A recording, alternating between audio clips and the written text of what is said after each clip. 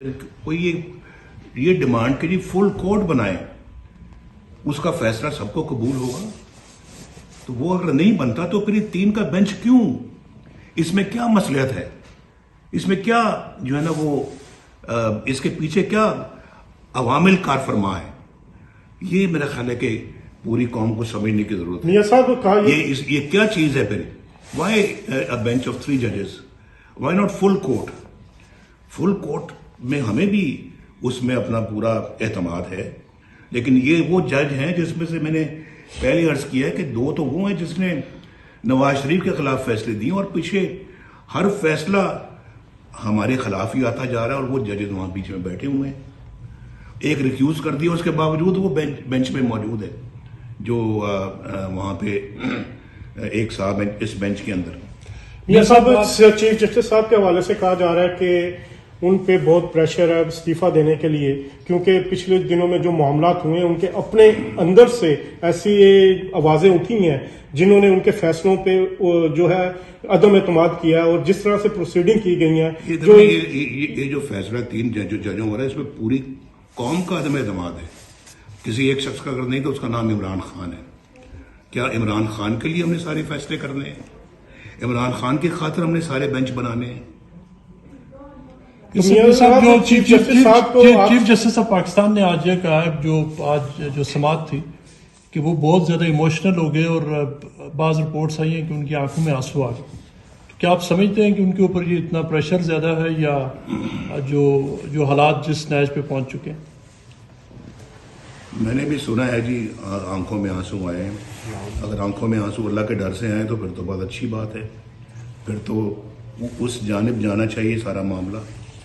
अगर मैं आगे कुछ नहीं कह सकता। देखिए, उन्होंने जस्टिस शौकत सिद्दीक जो जस्टिस मज़ार अली नकवी की मुख्तलिफ ऑडियोज आई हैं जिसमें वो परवेज इलाही से बात कर रहे हैं और दीगर वो ट्रक वाली भी एक ऑडियो, उस हवाले से आज चीफ जस्टिस ने अनाउंस किया है कि वो जस्टिस मज़ार अली नकवी को प्रोटेक्ट करेंगे और ये उन्होंने इंडिकेट किया कि शायद वो तौहीन अदालत की कार्रवाई शुरू कर दें उन लोगों के खिलाफ जो इन चीज़ों को हाईलाइट कर रहे हैं।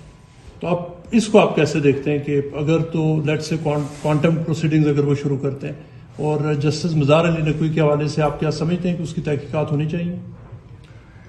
जस्टिस मज़ार अली नकवी का केस तो मेरा ख्याल है कि सुप्रीम जुडिशल काउंसिल में जाना चाहिए, और उन्होंने जो कहा है और जो उनके बारे में शवाहिद आए हैं उसकी पूरी जो है ना वो ऑडियो लीक्स भी हैं, वीडियो लीक्स भी हैं।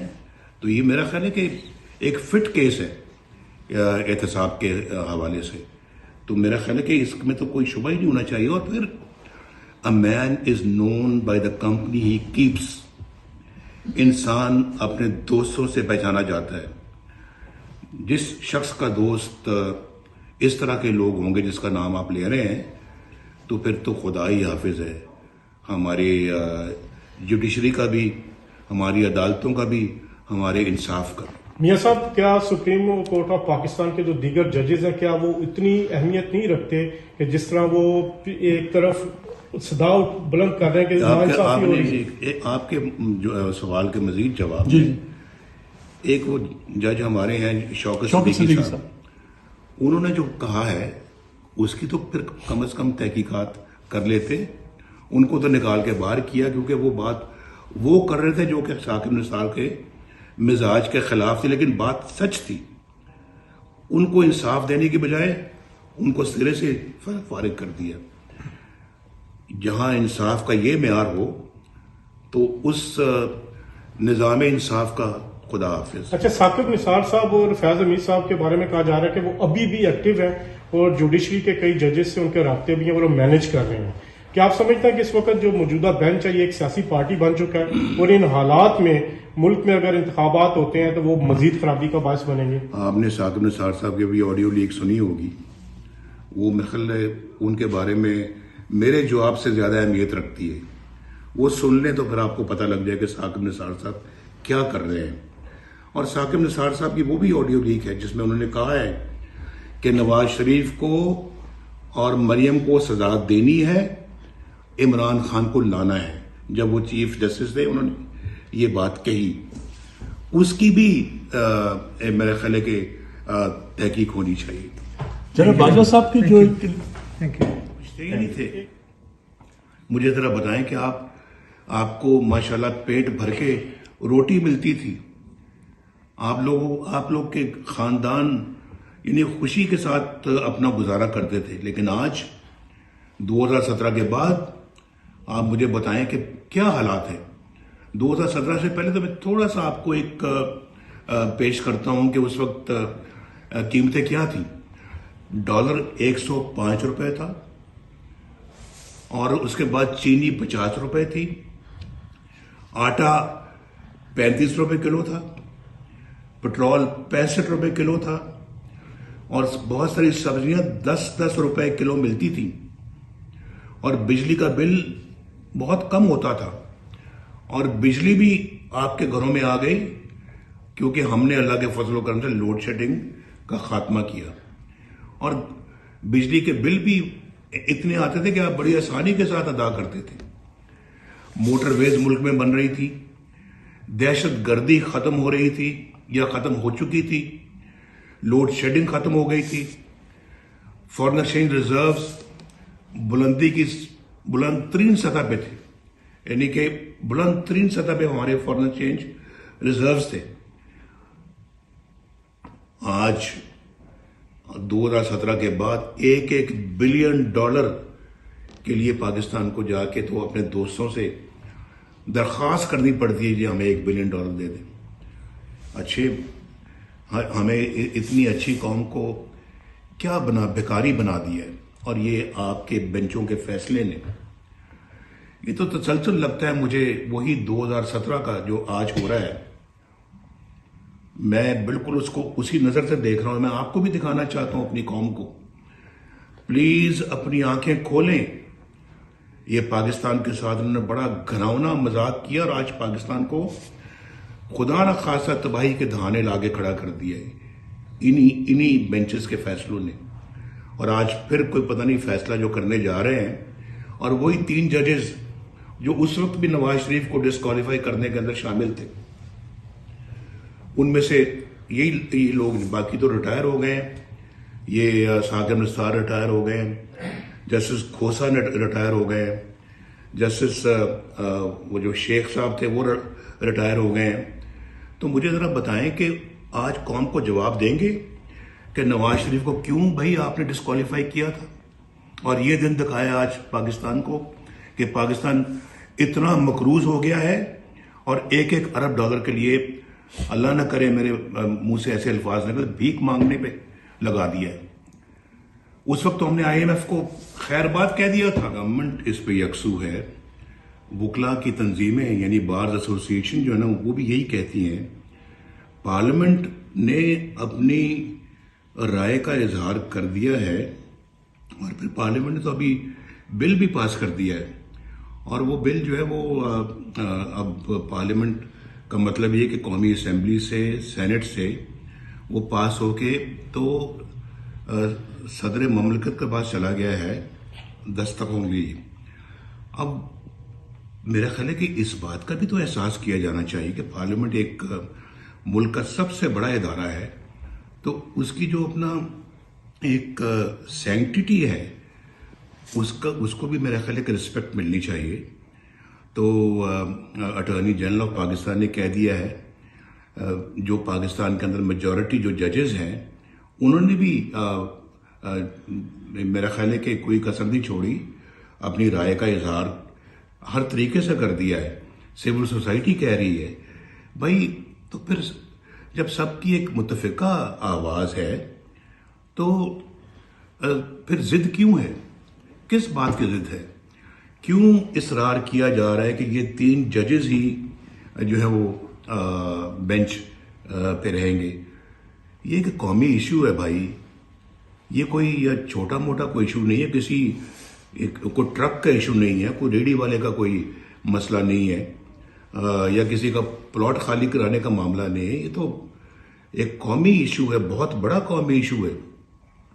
और सुप्रीम कोर्ट में बहुत सारे माशाल्लाह जज साहिबान हैं, तो सिर्फ ये 3 क्यों।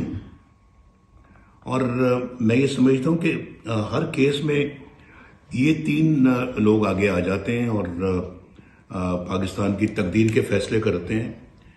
भाई 2017 में भी इसी किस्म का बेंच बना था जिसने पाकिस्तान को आज उस जगह पे ला खड़ा किया है जहां यानी कि पाकिस्तान का मुस्तकबिल तारीख हो गया है, नजर आता है। अल्लाह ना करे कि तारीख हो, लेकिन तारीख नजर आता है। आप जरा इसका थोड़ा सा मुआजना कर लें। 2017 में जब नवाज शरीफ पाकिस्तान का वजीर आजम था तो किस तरह के हालात थे मुल्क के अंदर, और आज 2017 के बाद क्या हालात दरपेश हैं पाकिस्तान में। तो मैं तो समझता हूं कि अपनी कौम से मैं ये कहूंगा कि मेरी कौम के लोगों, देखो, अपनी आंखें खोलो। ये आपके साथ बड़ा घिनौना मजाक हो रहा है। ये पहले 2017 में कितना अच्छा पाकिस्तान था, बात कह दिया था, हमने कहा था थैंक यू वेरी मच, बहुत अच्छा, बस हमारा मुल्क कितना अच्छा चल रहा था और हम ख्वाब देख रहे थे कि इंशाल्लाह पाकिस्तान आइंदा आने वाले चंद सालों में दुनिया के 10-20 जो सबसे तरक्की याफ्ता मुल्क हैं उनमें शामिल हो जाएगा। आज के फैसले पता नहीं कहां लेके जाएंगे इस मुल्क को। अभी जो फैसला करने जा रहे हैं, भाई बचो इस फैसले से। जो कर सकते हो करना चाहिए, आपको खड़े हो जाएं। आप अपना जो है ना वो ऐसे लोगों के खिलाफ जो पाकिस्तान को तबाही के किनारे पहुंचाना चाहते हैं, कहां लेके जाएंगे मुझे समझ नहीं आती। इस फैसला, अगर ये फैसला खुदा न खास्ता आया, डॉलर आपका 500 रुपये हो जाएगा। और आज मुझे बताएं, मैं अभी भूल गया कि छोटी छोटी बच्चियों की, गरीब बच्चियों की शादी होती है। एक एक तोला जो मेरे जमाने में जो 50,000 रुपये तोला मिलता था, आज 2,07,000 रुपया पे पहुंच चुका है। अब गरीब अपनी बच्ची के किस तरह से हाथ पीले करेगा, कैसे उसका ब्याह करेगा, कैसे उसकी शादी करेगा। ये बहुत तकलीफ देह बातें हैं जो खाते पीते लोगों को समझ नहीं आती, हुक्मरान तबके की समझ में नहीं आती ये बातें। तो भाई मैं समझता हूं कि ये हमने तो पता नहीं इस मुल्क को क्या कहां से कहां इसको ले गए हैं, क्या बनाना शुरू कर दिया है। गरीब को तो भूल ही गए हैं। आज तो उनसे दवाइयों के बिल नहीं पे किए जा सकते।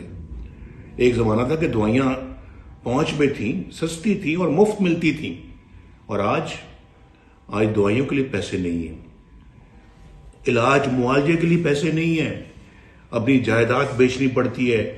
कोई बड़ी बीमारी आ जाए घर में तो घर वालों के पास सवाए आंसुओं के और कुछ नहीं होता।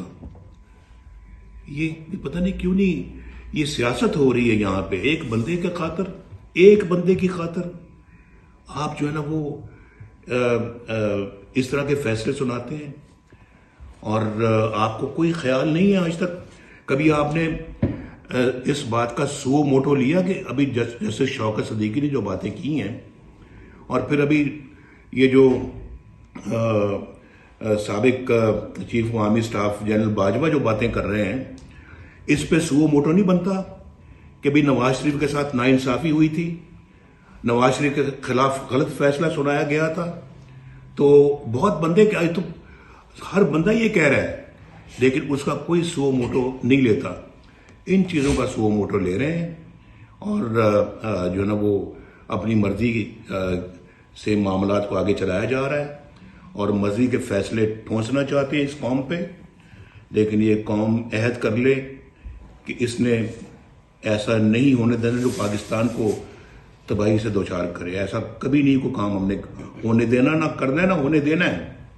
ये मेरा आपको मशवरा है, और मुझे उम्मीद है इंशाअल्लाह कि अल्लाह ताला ऐसे फैसलों से मुल्क को बचाएगा। मियां साहब, क्या ये लगता है कि आपकी बातों से ये तासुर जाता है कि ये जो मौजूदा बेंच है, आपने कहा जी ये तसलसल है 2017 का, तो ये बेंच अगर कोई फैसला देता है तो वो किस तौर पे आपके लिए कैसे लेंगे उसको? भाई सीधी बात है कि जो बेंच ही कबूल नहीं है तो उसका फैसला कैसे कबूल होगा? सीधी बात है, और कबूल होना भी नहीं चाहिए। और मैं बिल्कुल समझता हूँ कि जिस बेंच के ऊपर इतने एतराज़ात और फिर गवर्नमेंट इस पे यकसू है, वकला की तंजीमें यानी बार्स एसोसिएशन जो है ना वो भी यही कहती हैं, पार्लियामेंट ने अपनी राय का इजहार कर दिया है और फिर पार्लियामेंट ने तो अभी बिल भी पास कर दिया है और वो बिल जो है वो अब पार्लियामेंट का मतलब ये कि कौमी असेंबली से सेनेट से वो पास होके तो सदर ममलकत के पास चला गया है दस्तखत होंगी। अब मेरा ख्याल है कि इस बात का भी तो एहसास किया जाना चाहिए कि पार्लियामेंट एक मुल्क का सबसे बड़ा इदारा है, तो उसकी जो अपना एक सैंक्टिटी है उसको भी मेरा ख्याल है कि रिस्पेक्ट मिलनी चाहिए। तो अटॉर्नी जनरल ऑफ पाकिस्तान ने कह दिया है, जो पाकिस्तान के अंदर मेजॉरिटी जो जजेस हैं उन्होंने भी मेरा ख्याल है कि कोई कसर नहीं छोड़ी, अपनी राय का इजहार हर तरीके से कर दिया है। सिविल सोसाइटी कह रही है भाई, तो फिर जब सबकी एक मुतफिका आवाज है तो फिर जिद क्यों है, किस बात की जिद है, क्यों इसरार किया जा रहा है कि ये 3 जजेस ही जो है वो बेंच पे रहेंगे।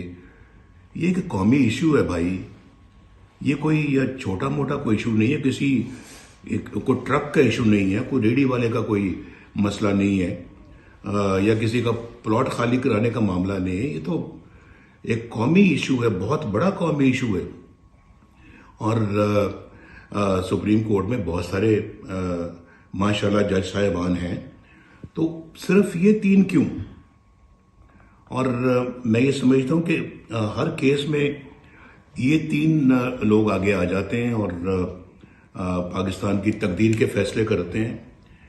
भाई 2017 में भी इसी किस्म का बेंच बना था जिसने पाकिस्तान को आज उस जगह पे ला खड़ा किया है जहां यानी कि पाकिस्तान का मुस्तकबिल तारीख हो गया है, नजर आता है। अल्लाह ना करे कि तारीख हो, लेकिन तारीख नजर आता है।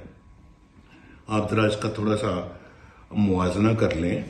2017 में जब नवाज शरीफ पाकिस्तान का वजीर आजम था तो किस तरह के हालात थे मुल्क के अंदर, और आज 2017 के बाद क्या हालात दरपेश हैं पाकिस्तान में।